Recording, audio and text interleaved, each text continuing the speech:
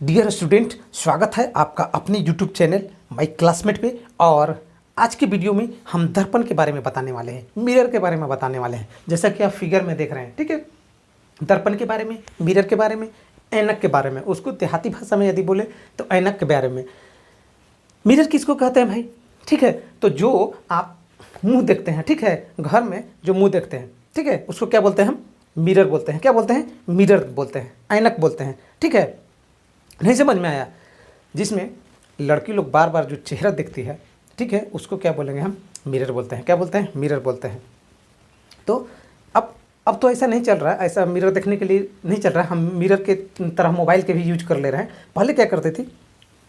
पहले लड़की लोग क्या करते थे कि पर्स देखे होंगे कि पर्स टांग के और स्कूल जाना, कॉलेज जाना, बाहर कहीं भी जाना तो वो पर्स लटका लेना इधर से, ठीक है। ऐसा क्यों करते थे? बहुत दिन तक हमको भी ये बात नहीं समझ में आया, लेकिन अब समझ में आता था कि आखिर ऐसा क्यों करता था। तो उसमें क्या करता था, वो लोग दर्पण रखता था, वही मिरर रखता था, ठीक है। क्या करने के लिए? बाल झाड़ने के लिए, ठीक है। तो बहुत तरह के काम होते थे। तो मिरर वही है जो क्या आप देखते हैं, क्या करते हैं घर में, जिसमें आप चेहरा को देखते हैं, ठीक है। लेकिन क्या हम उसको इस तरह से परिभाषित करेंगे? नहीं।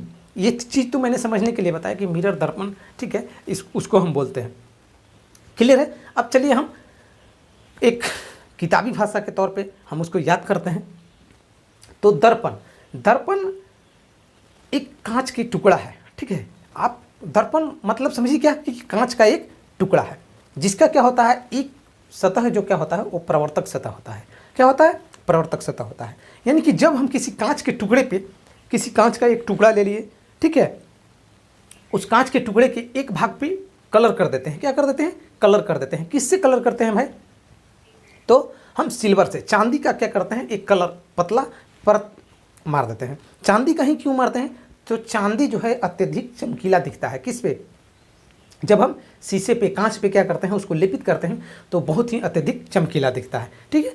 और जब उस पर प्रकाश पड़ता है तो क्या करता है, ज़्यादा से ज़्यादा क्या करता है, वो रिफ्लेक्ट करता है। अब जब प्रकाश ज़्यादा से ज़्यादा रिफ्लेक्ट करके भेजेगा हमारे पास, तो किसी चीज़ जो, कोई भी चीज़ जो हो वो क्या होगी, एकदम स्पष्ट दिखेगी, क्लियर दिखेगी, ठीक है। यही रीज़न है कि वो चांदी का कलर किया हो रहता है। बहुत लोग नहीं जानते होंगे कि आखिर चांदी का ही क्यों कलर किया हो रहता है भाई कांच के टुकड़े पे, ठीक है ना। बहुत ऐसा चीज़ है जो हम कर देंगे कलर नहीं। तो चांदी के इसलिए किया रहता है तो वो चमकदार ज़्यादा होती है और ज़्यादा से ज़्यादा वो किरणें को क्या करती है, अपने पे पड़ने के बाद रिफ्लेक्ट कर देती है।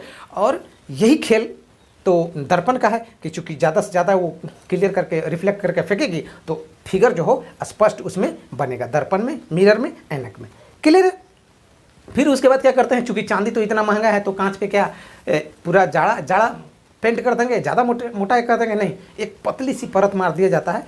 और अब चूँकि क्या है, वो स्क्रैच आके ख़त्म भी हो सकता है। आप देखे होंगे कोई जब दर्पण पुराना हो जाता होगा तो उसके पीछे वाला पार्ट में स्क्रैच आ जाता है, या अंदर से क्या होता है, वो मतलब झरन टाइप का हो जाता है। और फिर क्या होता है, उसमें इमेज जो है स्पष्ट नहीं बनता है। इसका मतलब क्या है कि वो प्रकाश का जो है परिवर्तन अच्छी तरीक़ा से नहीं कर पाता है।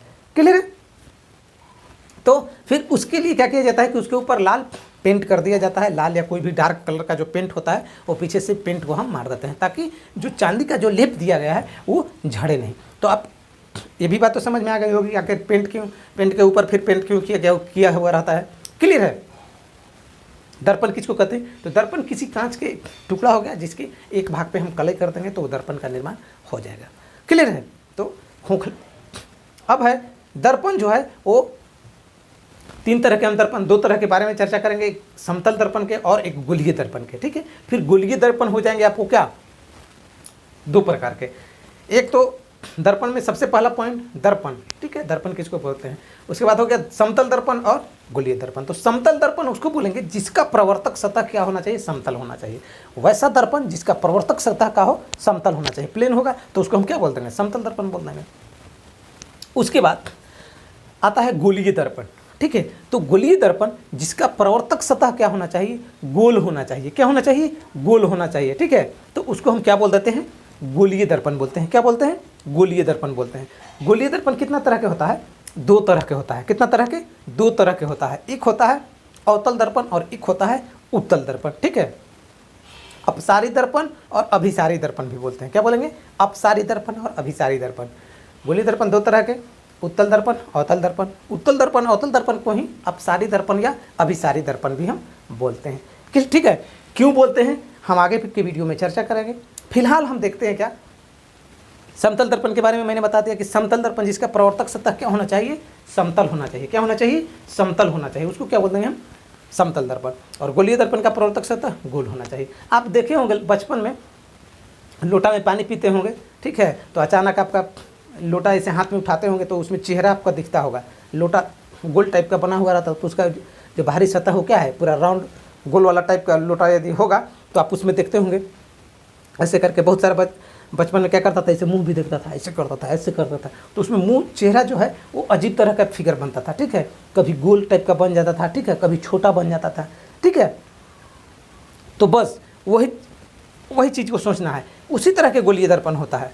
ठीक है, उसी तरह का गोलीय दर्पण होता है, लेकिन क्या होता है उसमें कि खोखले गोले कांच का एक भाग होता है। क्या होता है, खोखले गोले कांच का एक भाग होता है और उस पर क्या करते हैं हम, किसी एक सतह को क्या कर देते हैं, पेंट कर देते हैं। ठीक है, क्या कर देते हैं, पेंट कर देते हैं। तो जब खोखले गोले कांच का भाग होगा, ठीक है, खोखले गोले कांच का भाग होगा तो एक भाग क्या होगा, उसका बाहर वाला भाग होगा। समझ रहे हैं, एक क्या होगा, बाहर वाला भाग हो जाएगा और एक क्या हो जाएगा, अंदर वाला भाग हो जाएगा। मान लिया कि ऐसे इस तरह से हम राउंड राउंड गोल किए तो ये क्या हो गया कि ये जो हो गया, ये हो गया, इधर का पार्ट जो हो गया, ये क्या हो गया आपको बाहरी भाग। और ये जो अंदर का भाग हुआ, ठीक है, ये जो धंसा हुआ भाग हुआ वो क्या हो गया, अंदर का भाग हो गया। तो इसीलिए इसको दो तरह से बांट दिया गया है। बाहर वालों को भी पेंट करके बना सकते हैं और अंदर वाले को भी पेंट करके बना सकते हैं। तो देखेंगे कि बाहर वालों को पेंट करेंगे तब कौन दर्पण बनेगा और अंदर वाले को पेंट करेंगे तब कौन बनेगा। तो जैसा कि मैंने बताया गोलीय दर्पण दो तरह के, एक हो गया अवतल दर्पण और एक हो गया उत्तल दर्पण। ठीक है, यहाँ पे लड़के लोग बहुत कन्फ्यूज करते हैं, लेकिन आज के बाद आपको कन्फ्यूजन नहीं रहनी चाहिए कि अवतल दर्पण उत्तल दर्पण किसको कहते हैं। ठीक है, उत्तल ध्यान से बोलिएगा, उतल उतल उठल। ठीक है, उत्तल मतलब उठल, उठल मतलब उभरा हुआ मतलब ये ऐसे है तो ये उठा हुआ भाग है, ये क्या है, उठा हुआ भाग, और अंदर वाला क्या भाग है, इसका धंसा हुआ भाग है। तो उतल उठल, ठीक है, उतल उठल। ठीक है, तो जिसका प्रवर्तक सतह क्या हो, जिसका प्रवर्तक सतह क्या हो, उठा हुआ हो, क्या हो, उठा हुआ हो। ठीक है, उसको क्या हम बोलते हैं, उत्तल दर्पण बोलेंगे। क्या बोलेंगे, उत्तल दर्पण बोलेंगे। तो जब प्रवर्तक सतह उठा हुआ रहेगा तो धंसा हुआ भाग क्या रहेगा, पेंट किया हुआ रहेगा। क्या रहेगा, पेंट किया हुआ रहेगा। तो उसको क्या बोल देंगे हम, उत्तल दर्पण बोल देंगे। अब जस्ट इसका अपोजिट हो गया अवतल दर्पण का, कि जिसका प्रवर्तक सतह क्या हो, अवतल हो, धंसा हुआ हो। उसमें उठा हुआ था तो इसमें क्या होगा, धंसा हुआ है, प्रवर्तक सतह धंसा हुआ है, उसको क्या बोल देंगे, अवतल दर्पण बोल देंगे। या नहीं तो क्या बोल सकते हैं कि जिसका बाहरी भाग पेंट किया हुआ है। क्या है, बाहरी भाग पेंट किया हुआ है, अंदर वाला जब रिफ्लेक्ट करेगा, रिफ्लेक्टेड है तो बाहर वाला क्या होगा, पेंट किया हुआ रहेगा, तब भी उसको हम क्या बोल देंगे, अवतल दर्पण बोल देंगे। ठीक है, अब हम अपसारी और अभिसारी के बारे में चर्चा करते हैं। ठीक है, तो उत्तल दर्पण को हम क्या बोल देंगे, अपसारी बोल देंगे। क्या बोल देंगे, अपसारी बोल देंगे। और अवतल दर्पण को क्या बोल देंगे, अभिसारी दर्पण बोल देंगे। क्या बोल देंगे, अभिसारी दर्पण बोल देंगे। ठीक है, ऐसा क्यों, तो उत्तल दर्पण पे जो प्रकाश पड़ती है, प्रकाश की किरणें जब उत्तल दर्पण पे पड़ती है तो पड़ने के बाद क्या होती है, वापस सारी किरणों को क्या करती है, वापस किसी न किसी एंगल पे क्या कर देती है, वो रिफ्लेक्ट कर देती है। ठीक है, फैला देती है। ठीक है, अपसरित कर देती है, फैला देती है। ठीक है, इसलिए उसको क्या बोलते हैं, अपसारी दर्पण बोलते हैं। क्या बोलते हैं, अपसारी दर्पण। किसको, उत्तल को। किसको, उत्तल को। चूंकि उत्तल पे पड़ने के बाद क्या होती है, सारी किरणें फैल जाती है तो क्या हो जाएगी, अपसारी हो जाएगा। उ अ। ठीक है, उत्तल दर्पण को अपसारी। उसके बाद अवतल दर्पण, अभिसारी। इसमें क्या होता है कि जब प्रकाश की किरणें दर्पण पे पड़ती है, ठीक है, दर्पण पे पड़ के जब लौटती है तो लौटते टाइम सब एक साथ मिल जाती है। क्या करती है, लौटने के बाद एक साथ मिलती है। कहाँ पे, अभिसारी में। ठीक है, अभिसारी का क्या काम है, अवतल का क्या काम है, अवतल का क्या काम है, अवतल दर्पण का सबका मिलाने का काम है। ठीक है, क्या करता है, ये मिलाने का काम करता है। तोड़ो नहीं जोड़ो, तोड़ो नहीं जोड़ो। तो ये क्या करते हैं, सारे के सारे उधर से जितने भी स्टूडेंट आ रहे हैं, घुस रहे हैं स्कूल में, ठीक है, वो क्या करेंगे, घुसने के बाद जब घुस जाएंगे, घुस के फिर बाहर आएंगे ग्राउंड में, ठीक है, तो क्या करेंगे, सब एक साथ क्या करेंगे, मिलेंगे। क्या करेंगे, मिलेंगे। किस में, अवतल में। किस में, अवतल में। तो ये था आपको दर्पण और समतल दर्पण, अवतल दर्पण, उत्तल दर्पण। ठीक है, दर्पण अच्छे तरीके से समझ गए होंगे।